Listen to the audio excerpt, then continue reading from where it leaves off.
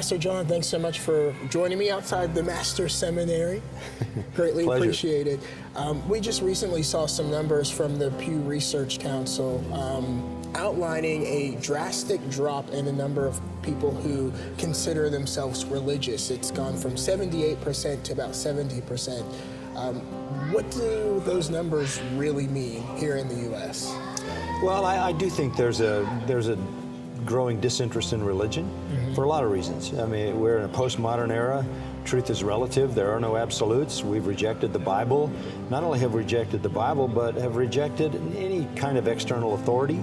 You add this self-esteem culture that's been basically trying to convince people that they're their own God and they're the most important entity in the whole world, and whatever their truth is or whatever they desire, that's the ultimate goal of life.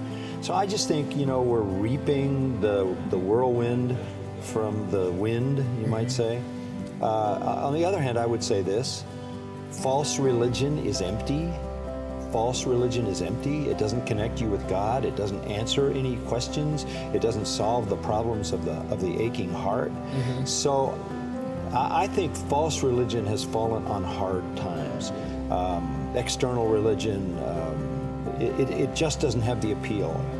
On the other hand, true Christianity, true faith in the Lord Jesus Christ and genuine salvation is flourishing, because the Lord said, I will build my church and the gates of hell will not prevail against it.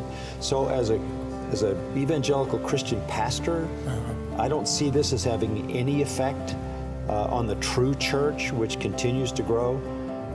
But it may be, in reality, a benefit to the true church, because as people jettison the religions that haven't met their needs, maybe they're going to have an open ear for the truth.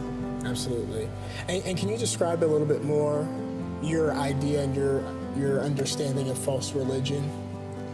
Well, false religion is simply it's just the general category of things that aren't true. That aren't true. I mean, you could talk about Scientology. I hope it's diminishing in proponents.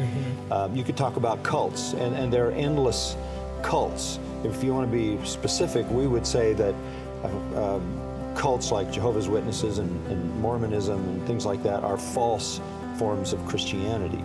And then there are people who go to church, but it's external. They may hear the truth about the Bible, God, and Christ, but it's a ritual, or it's kind of a sacramental approach.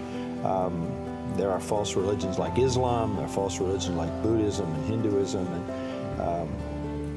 these don't change the soul. These don't answer the cry of the heart, because they're not true religion. They're the counterfeit that the enemy of men's souls develops. Look, if you want to get real theological, you got two powerful entities in the world, God and Satan's complete goal is to appear as an angel of light in false religion. So, on the one hand, false religion has fallen on hard times, but the true gospel continues to go through the world with power and flourish. Thank you so much.